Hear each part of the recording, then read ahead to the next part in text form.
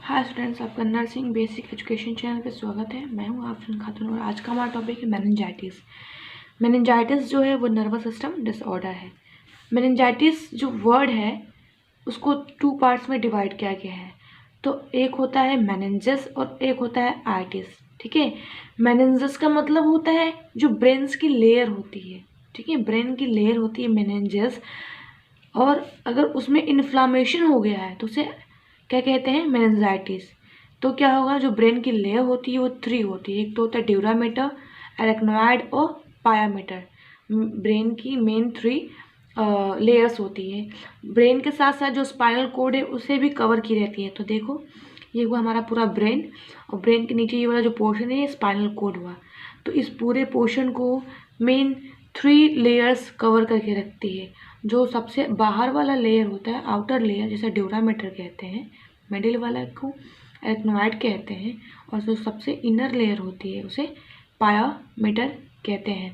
ठीक है, तो ये हुआ इंट्रोडक्शन मेनिंजाइटिस का, कि ब्रेन की जो लेयर्स होती है, जो मेनिंजेस होते हैं, उनमें इन्फ्लामेशन होना मेनिंजाइटिस कहलाता है। बात है definition, an inflammation of meninges outer covering of brain and spinal cord. तो मेनिंजेस क्या होती है, ब्रेन की और स्पाइनल कोड की आउटर कवरिंग होती है। वहाँ पे इन्फ्लामेशन हो रहा है, मेनिंजेस में इन्फ्लामेशन हो रहा है तो मेनिंजाइटिस कहलाता है। ठीक है, तो कॉजेज में आ जाएगा viral and bacterial infection, virus और बैक्टीरिया की वजह से में इन्फ्लामेशन होता है।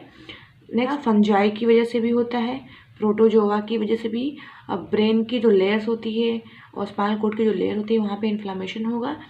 देन ड्रग एलर्जी, अगर कोई ड्रग ले रहे हो तो उसके साइड इफ़ेक्ट की वजह से भी ब्रेन की जो लेयर्स है वहाँ पे इन्फ्लामेशन हो जाएगा। देन ब्रेन ट्रॉमा, ब्रेन में चोट लगने की वजह से क्या हो सकता है, इन्फेक्शन हो सकता है। इन्हें पोस्ट सर्जिकल इन्फेक्शन, सर्जरी के बाद होने वाले इन्फेक्शन को पोस्ट सर्जिकल इन्फेक्शन कहते हैं। Otitis media, otitis media means होता है ईयर में इन्फ्लामेशन होना। तो ईयर में इन्फ्लामेशन होगा, ईयर के थ्रू भी जो इन्फ्लामेशन है वो, अगर रेस्पिरेटरी इन्फेक्शन है तो भी क्या हो सकता है, मेनिंजाइटिस हो सकता है। अब बात करते हैं साइन एंड सिम्टम्स की।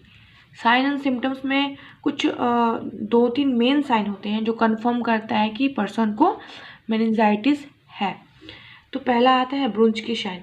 ब्रुंच की शाइन और पॉजिटिव कर्निंग साइन, ये 2 ऐसे साइन होते हैं जो कन्फर्मेटिव साइन होते हैं मेनिंजाइटिस हुआ है। पर्सन को अगर एक सुपाइन पोजीशन में लेटा रहे हैं, ठीक है, पर्सन को सुपाइन पोजीशन में लेटा रहे हैं, लेटाने के बाद ठीक है उसके पैर को मान लो फ्लेक्स किया, ये पैर हो गया, ठीक है, पैर को फ्लेक्स किया और पर्सन दोनों अपने हाथों को ऊपर उठाएगा तो पेशेंट को इरिटेशन फील होगा और पेन फील होता है। ये इसका नी हो गया, घुटना, ठीक है, ये इसका सर हो गया, ये हैंड हो गया।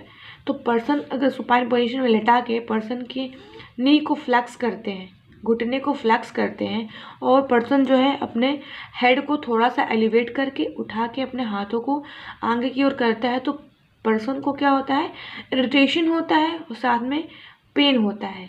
ठीक है, तो ये होता है ब्रुंच की शाइन। नेक्स्ट आता है positive Kernig sign. Supine position में लेटे हुए पेशेंट को क्या करेंगे, उसके एक पैर को फ्लेक्स करते हैं, एक ये सर हो गया, ये एक पैर हो गया, तो एक पैर को ये क्या करता है, अपने लेग्स को एक्सटेंड करता है अगर, तो क्या होता है, पर्सन को मसल्स में पेन फील होता है। ठीक है, तो ये हुआ पॉजिटिव कर्निंग साइन। नेक्स्ट नक्कल रिजिडिटी, नेक की जो मसल्स होती है वहाँ पर रिजिडिटी होना जिसकी वजह से पेन होता है। Severe headache, next irritability, patient चिड़चिड़ा हो जाएगा। रेस्टलेसनेस, बेचैनी होगी, मेनिंजाइटिस हुआ है तो। मलाइस होगा। देन सीजर, सीजर भी आने के चांसेस होते हैं पेशेंट को। और फोटोफोबिया, फोटोफोबिया में फियर ऑफ लाइट, पेशेंट अगर लाइट देखेगा तो उसे उस लाइट से डर लगेगा, ठीक है, तो उसे फोटोफोबिया कहते हैं। देन टैकिपनिया, टैकिपनिया में इंक्रीज रेस्पिरेशन, और टैकिकार्डिया मीन्स क्या होता है, इंक्रीज हार्ट रेट। ठीक है, तो टैकिपनिया और टैकिकार्डिया दोनों होगा। इसके बाद आता है टाइप्स। टाइप्स इसके बहुत सारे हैं। वायरल मेनिंजाइटिस होता है 85% जो मेनिंजाइटिस होता है वो वायरल होता है और ये कॉमन होता है। वायरस का नाम है कॉक्साकी virus A. Then bacterial meningitis, इसमें आता है न्यूमोकोकल मेनिंजाइटिस, जो स्ट्रेप्टोकोकस निमोनियाई की वजह से होता है। ये रेस्पिरेटरी ट्रैक में पाया जाता है, साथ साथ साइनस और नजल कैविटी होती है वहाँ पे पाया जाता है। देन निजेरिया मेनिंजाइटिस, इसमें क्या होता है, निजेरिया की वजह से होता है। निजेरिया जो मेनिंजाइटिस होता है वो सलाइवा के थ्रू या रेस्पिरेटरी के थ्रू फैलता है। नेक्स्ट है haemophilus influenzae. Haemophilus influenzae blood के थ्रू मेनिंजाइटिस होने वाले को हीमोफिलस इन्फ्लुएंजा कहते हैं। Then listeria monocytogenes, food borne bacteria, staphylococcus meningitis, इसमें फाउंड स्किन में पाया जाता है ये वाला बैक्टीरिया, तो उसे स्टेफाइलोकोकस मेनिंजाइटिस कहते हैं, इससे होने वाले मेनिंजाइटिस को। नेक्स्ट है फंगल मेनिंजाइटिस, पैरासाइटिक मेनिंजाइटिस और कुछ नॉन इन्फेक्शियस मेनिंजाइटिस भी होते हैं, जैसे कि अगर हेड में इंजरी हुआ है, कैंसर हुआ है, तो नॉन इन्फेक्शियस मेनिंजाइटिस की कैटेगरी में आता है।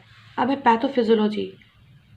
ठीक है, तो पैथोफिजियोलॉजी में क्या लिखेंगे, due to etiological factor, etiological factor की वजह से। इटियोलॉजिकल फैक्टर में बैक्टीरिया, वायरस, हेड इंजरी कुछ भी आ सकता है। ठीक है, तो मैंने यहाँ पे बैक्टीरिया और वायरस लिखा है।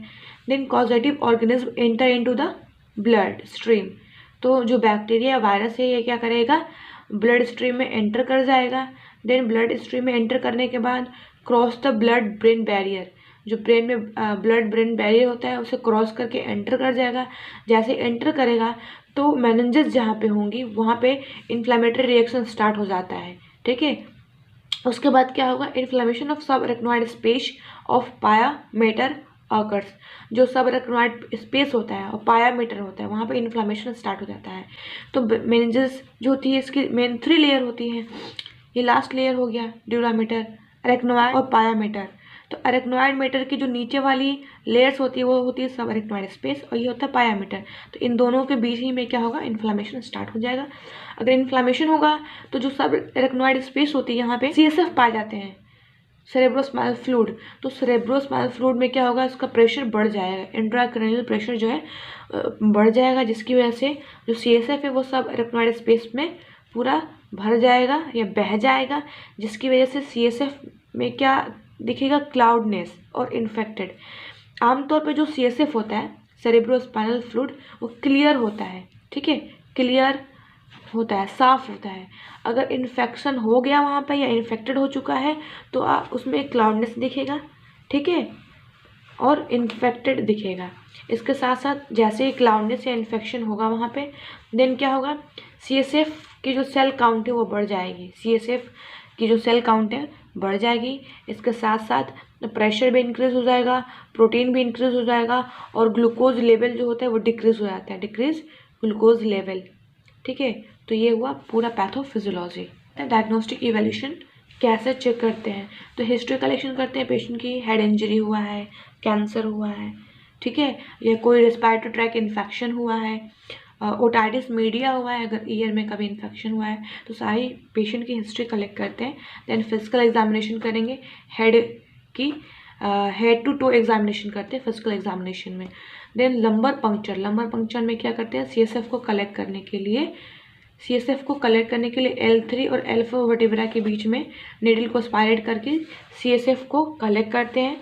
ठीक है, देन ब्लड कल्चर में क्या पता करते हैं कि किस ऑर्गेनिज्म की वजह से मेनिंजाइटिस हुआ है, वायरस, बैक्टीरिया, इन सब को चेकआउट करने के लिए ब्लड कल्चर करते हैं। इसके साथ साथ CSF इवैल्यूएशन करते हैं। CSF इवैल्यूएशन इसलिए करते हैं ताकि जो प्रेशर इंक्रीज हो रहा है ब्रेन में, जो इंट्राक्रैनियल प्रेशर है, और प्रोटीन चेकआउट करते हैं और ग्लूकोज की लेवल को भी चेकआउट करने के लिए CSF इवैल्यूएशन करते हैं। Then CBC complete blood count करते हैं। ठीक है, देन MRI और CT स्कैन भी करते हैं। MRI का फुल फॉर्म होता है मैग्नेटिक रेजोनेंस इमेजिंग और CT स्कैन का होता है कंप्यूटेड टोमोग्राफी। ठीक है, एप्सिस अगर हुआ है तो ब्रेन एप्सिस मतलब होता है पस का कलेक्शन ना, अगर बाय द वे पस का कलेक्शन हुआ है नहीं हुआ है, इसको चेकआउट करने के लिए MRI और CT स्कैन करते हैं। अब आता है मेडिकल मैनेजमेंट में एंटीबायोटिक देंगे क्योंकि बैक्टीरिया की वजह से होता है, तो पेंसिलिन G, एमिपेंसिलिन। देन एंटीवायरल देंगे, एसाइक्लोविर। सिम्टोमेटिक ड्रग देंगे, अगर बुखार है पेशेंट को मेनिंजाइटिस की वजह से तो एंटीपायरेटिक देंगे, पेन हो रहा है तो एनाल्जेसिक देंगे। देन एंटी इमेटिक, पेशेंट को अगर वोमिटिंग हो रही है देन एंटी इमेटिक देते हैं। इसमें डोमपेरिडोन देते हैं। एंटी सीजर, मेनिंजाइटिस के कंडीशन में पेशेंट को सीजर भी आता है तो उसे एंटी सीजर भी मेडिसिन देते हैं। Then anticonvulsant, phenytoin, then antimicrobial therapy भी देते हैं, सेफ्ट्रेक्सोन देते हैं, एंटी इन्फ्लामेटरी ड्रग्स भी देते हैं, डेक्सामेथासोन। ठीक है, इन्फ्लामेशन हो रहा है तो इसलिए एंटी इन्फ्लामेटरी ड्रग देंगे। अब आता है कॉम्प्लिकेशन। कॉम्प्लिकेशन में क्या होता है, पेशेंट की इंट्राक्रैनियल प्रेशर बढ़ रहा है, इन्फ्लामेशन ज़्यादा बढ़ गई है जिसकी वजह से विजुअल लॉस होगा, आई साइट लॉस भी हो सकता है, सेरेब्रल एडिमा, ब्रेन में एडिमा हो सकता है, देन टिश्यू डैमेज हो जाएगी, ब्रेन की जो टिश्यूज़ होती हैं वो डैमेज हो जाएगी।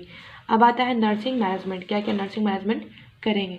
नर्सिंग मैनेजमेंट में पेशेंट की वाइटल साइन असेस करते हैं। देन शॉक, अगर पेशेंट को शॉक हो रहा है तो शॉक के लिए आईवी थेरेपी देंगे क्योंकि फ्लूइड का इम्बैलेंस हो रहा है। अगर फ्लूइड का इम्बैलेंस होता है तो हाइपोवोलेमिक शॉक भी हो जाता है फ्लूइड के इम्बैलेंस होने की वजह से। देन मैनेजमेंट करेंगे एयरवे बाय ऑक्सीजन एडमिनिस्ट्रेशन, क्योंकि उसकी जो हार्ट रेट है उसमें भी क्या हो रहा है, इंक्रीज हो रहा है, तो उसको O2 एडमिनिस्टर करेंगे। देन एलिमिनेट इन्फेक्शन, अगर इन्फेक्शन एंटर किया है तो उसे एलिमिनेट करने की कोशिश करते हैं। कैसे करेंगे, एंटी माइक्रोबियल थेरेपी देंगे। ठीक है, एंड देन आता है प्रोवाइड सपोर्टिव केयर। पेशेंट को सपोर्टिव केयर देना है उसके नीड्स के अकॉर्डिंग, मेंटली, फिजिकली, स्पिरिचुअली उसे केयर देना है। ठीक है, then to control body temperature, patient की बॉडी टेम्परेचर कंट्रोल करना है क्योंकि मेनिंजाइटिस की कंडीशन में पेशेंट को फीवर भी हो जाता है। Maintain the personal hygiene of the patient, patient की पर्सनल हाइजीन मेंटेन इसलिए करना जरूरी होता है क्योंकि बैक्टीरिया वायरस इन्फेक्शन की वजह से भी पेशेंट को मेनिंजाइटिस हो सकता है। तो अगर पर्सनल हाइजीन मेंटेन होगा तो कम चांसेस होंगे इन्फेक्शन होने के। Then provide comfort rest, patient को रेस्ट प्रोवाइड करना है। ठीक है, then maintain fluid and nutrition, fluid और न्यूट्रिशन को मेंटेन करना है क्योंकि यहाँ पे इंट्राक्रैनियल प्रेशर है उसमें इम्बैलेंस हो रहा था, इसीलिए फ्लूइड और न्यूट्रिशन प्रॉपर देना है।